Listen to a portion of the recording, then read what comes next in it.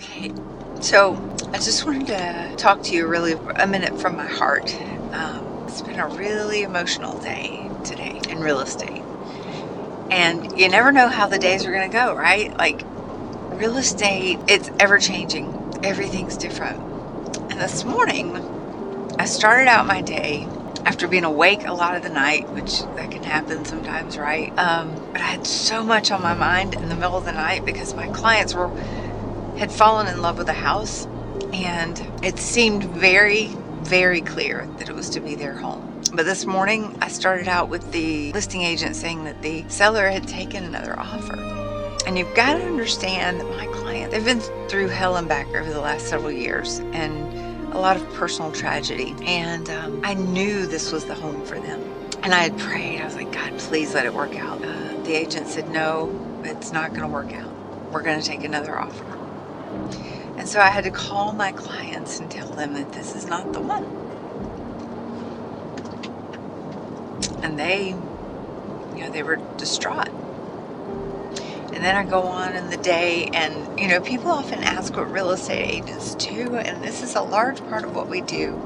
A large part of what we do is we are riding emotional roller coasters every day, even though we're the ones that should be steady, right? Like we're the ones that don't need to be emotional. But I'm going to tell you, when you love your clients as much as I do, when you pour 100% into your job, into your clients who are why you have this job, it's going to be an emotional roller coaster. And the day went on and it didn't seem to get much better. I actually had another scenario where I've got 2 closings coming up that are going to be affected by an adverse event in this crazy economy. When I say closings, I mean that means clients not getting their homes or not selling their homes, whatever the case may be. And us, the agents, including myself, scrambling to try and figure out how to make this thing work and hold these deals together. Because when we say deals, we know that's people's lives. We know that is when one of the biggest purchases of their entire life may or may not happen.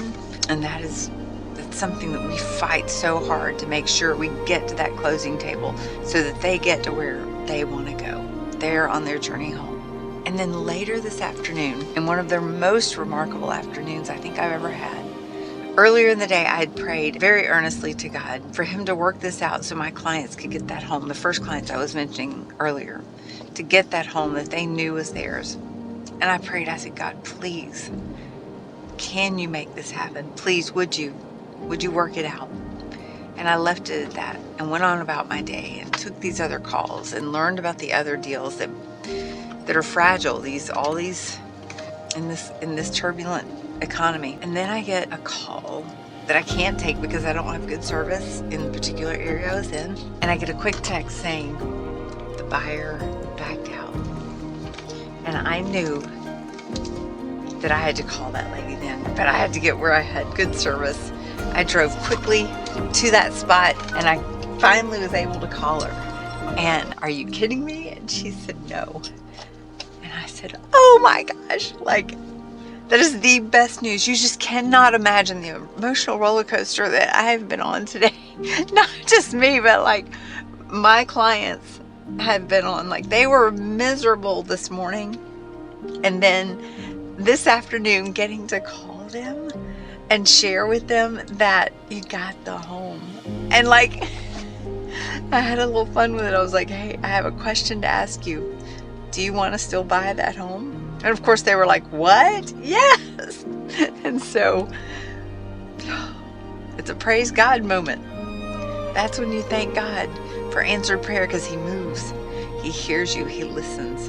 And I praise God for that. But I also want to say that the ups and downs of real estate just in one day sometimes, you get home and you lay down and you just thank God.